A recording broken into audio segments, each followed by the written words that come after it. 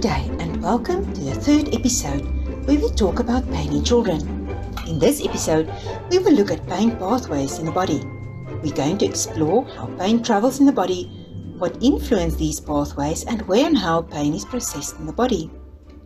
I'm Annemarie Oberhose and I'm looking forward to spend some more time with you. Let's use the same example that Descartes, French philosopher, used when he proposed the first model of pain. We discussed this in the previous video. As you will remember, Descartes explained that the more damage there is in the body, the more pain you will experience in the brain. But today, we are going to prove Descartes wrong. So let's explore the pain pathways in the body a bit closer. And this is also called the process of nociception. Nociception refers to the process in the body after a harmful stimulus. So we're going to look at transduction, the conduction of the pain impulse, transmission, the process of perception, as well as what happens during pain modulation in the brain. And I will explain each step as we go along. However, it is important to note that although this whole process is generally referred to as nociception, some people feel that because the pain impulse is changed along the way, pain perception and nociception is not the same. However, we will discuss this process as nociception, and I will point out when and how the pain impulse is changed.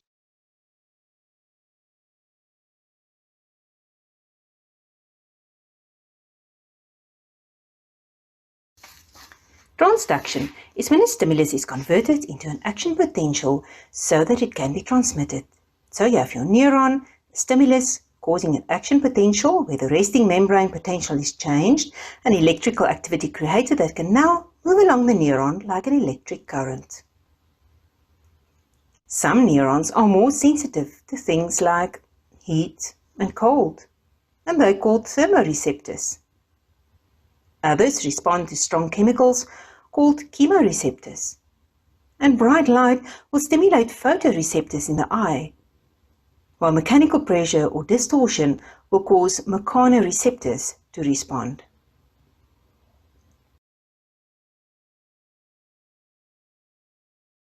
However, if the stimulus is so strong that it becomes hurtful or noxious to the body, causing actual damage or even just having the potential to cause damage to the body, nociceptors will kick in to send a pain message to the brain. Some nociceptors are more sensitive to one kind of stimulus, but most nociceptors are polymodal. That means it can respond to more than one kind of stimulus. The action threshold of nociceptors is higher than that of other receptors, and the activation threshold represents the threshold at which the person perceives a sensation of pain. Some nociceptors are more sensitive to a specific stimulus. For instance, your skin can stretch quite a bit without pain, but the nociceptors in your skin is very sensitive to cutting injuries. Whereas the nociceptors in your intestines are more sensitive to stretching, such as when gas buildup, but not so sensitive to pain after an operation. The pain would rather come from the muscles and the skin. Nociceptors are also concentrated in your fingers and in your toes, and for this reason a paper cut on your finger will be much more painful than a laceration on your shoulder. Internal organs have less nociceptors, especially solid organs, and therefore the pain will be more difficult to pinpoint. Organs such as your liver can deteriorate without you even being aware of it. Nociceptors are also absent inside your brain. You have nociceptors in the blood vessels around your brain and in the meninges, but not in the brain tissue itself. And for this reason, it is possible to wake up a patient during a brain operation, as was the case here. The patient will not be able to feel anything while the surgeon operates inside the brain. There are a number of YouTube videos on this case if you want to search for it. Now, what happens during inflammation and why is it painful? During the process of inflammation, kinins are released and start to trigger the immune response, of which bradykinin is an important pain mediator, initiating the pain response. Bradykinin binds to chemoreceptors in neurons, causing them to fire and sending a pain message to the brain. We are specifically talking about acute inflammation here. However, chronic inflammation has also been linked to bradykinins, increasing pain hypersensitivity and therefore increasing the likelihood of chronic pain. But we will get back to this at a later stage. Now first, back to our pain pathway, and next we're going to look at conduction. Conduction is the movement of an impulse along the same neuron. There are different kinds of neurons involved in sending messages to the brain. First of all, you have your finely myelinated A delta fibers, implying that they have thin myelin sheath around them. They are responsible for the initial, sharp, brief and well-localized pain that we experience. Next up is the thin unmyelinated, in other words, no myelin sheath, C fibers. They are responsible for secondary and more diffuse pain that lasts longer and is not very well localized, and they are also linked to pain intensity. And lastly, you have your thick myelinated A beta fibers, responsible for conducting non-nociceptive stimulation, such as touch, vibration, heat, and cold. And as you can see, they have a very thick myelin sheath around them.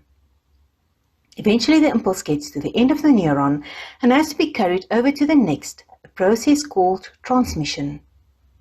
So there you have your impulse, jumping from one neuron to the next.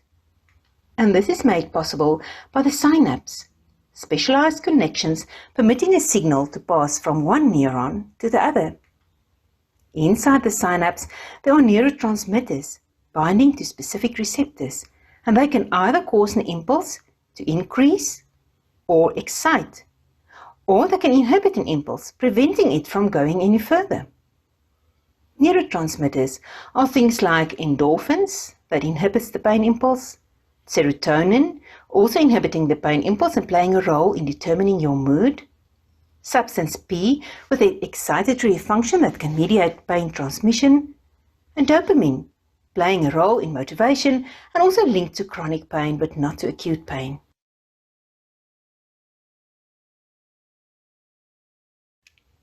Let's quickly focus on endorphins. Endorphins are the body's own opiates. Remember that our bodies are wired for survival, and that is the most important purpose of the human body. And when you are running away from a predator, you cannot stop to think about the pain in your broken ankle.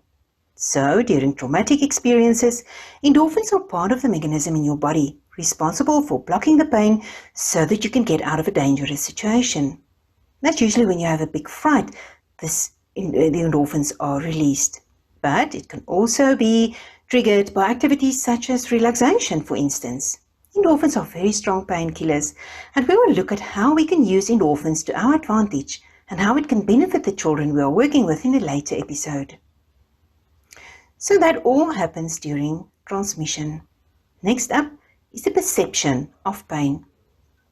And we will look at what is happening inside the brain when the pain message eventually gets to the brain. First of all, the pain impulse passes through the limbic system, responsible for relaying sensory information and activating an emotional response. Remember that Aristotle described pain as an intense emotional experience and Galen as the sensation? Well, it looks as if both of them were right. As confirmed by the pain definition of the International Association for the Study of Pain, pain is both a sensory as well as an emotional experience.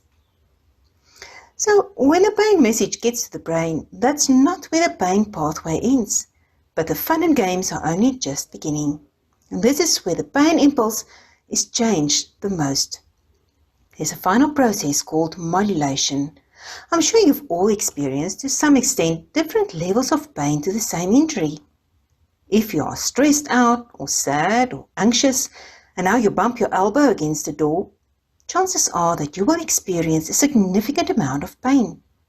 However, if you are in a good mood, on your way to a nice outing, and then you bump your elbow against the door, you probably won't even notice it. You see, pain is the alarm system of the body. As mentioned previously, our bodies are wired for survival. If you believe that something harmful to your body is going to happen, your brain will get the message through negative emotions that your body needs protection.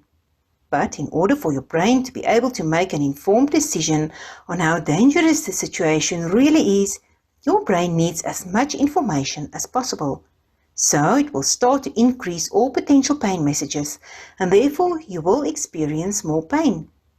But if you feel safe, relaxed, in a good mood, your brain knows it can relax and don't have to pay too much attention to any pain messages. The meaning that you give to the pain will also influence how much pain you experience.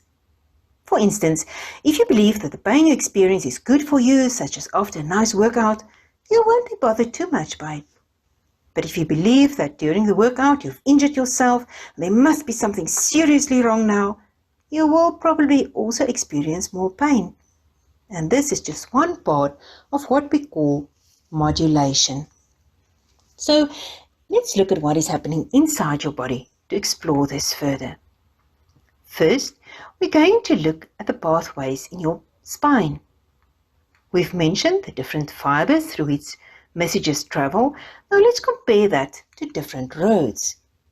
You have your thin, unmyelinated C fibers carrying pain messages that lingers a bit longer and linked to pain intensity. So let's say that would be your city roads. Your finely myelinated A delta fibers is responsible for quick, sharp pain messages and can be compared to the highway. And finally, you have the country roads carrying all sorts of traffic from donkey carts to large trucks, just like the thick myelinated A beta fibers carrying non-nociceptive messages such as touch, vibration, heat and cold. And just as it is vitally important to have some sort of traffic control where different roads join up, you also have a traffic controller in the spine, because not all messages can go through to your brain at the same time. Say, for instance, you bump your knee on the coffee table. You will experience a sudden sharp pain. This is replaced by a pain that lingers a bit longer. And now you'll be able to describe the pain intensity, or hopefully not with too many swear words. Instinctively, you start to rub your knee. Now this feeling from the rubbing motion will start to replace the pain in your knee. This phenomenon is also described as the gate control theory of pain by Melsack and Hall in 1965.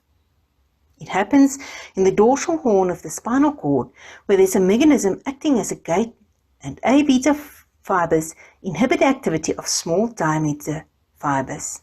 This is done through the application of heat or cold or any other tactile stimulation, such as rubbing or vibrations. Now let's look at what happens when the pain message gets to the brain. The first stop is the limbic system, responsible for relaying sensory information, but also for activating an emotional response. When you bumped your knee earlier and you started to speak in a foreign language, it might have been accompanied with some angry feelings, and this is why.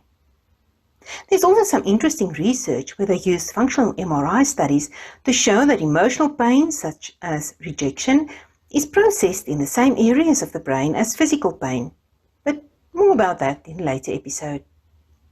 Now, the limbic system, and more specifically the hippocampus, comes together with the cerebral cortex, are responsible to recall memory. This is very important in order to draw attention to any danger, so you will be able to recall when you were previously in a similar situation, whether it was a safe situation or not. So, for instance, you remember that you were previously in a similar situation and it did not end well for you. Your brain will send a message back to the traffic controller in your spine to increase all potential pain messages. Remember that this is all an unconscious process and you have no control over it. So what does this mean for children in hospital? If a child had a previous bad experience in hospital with a procedure, they will remember it, even if it was long ago. They will be anxious from the start and the brain will go in protection mode, increasing all potential messages. Remember that this is unconsciously and the child has no control over it. So even holding the child or cleaning the area will feel painful to the child. Many of us working with children experience that children will start to cry or even express pain long before procedures even started. And this is because they're actually experiencing pain and not just trying to manipulate you. So That was pain modulation, and that brings us to the end of this discussion on pain pathways. But let's just quickly recap. As mentioned, the process of nociception can be influenced to ultimately change the experience of pain. So pain can be influenced on all these levels. The presence and threshold of nociceptors can influence pain during transduction. Myelination of nerve fibers influence pain conduction.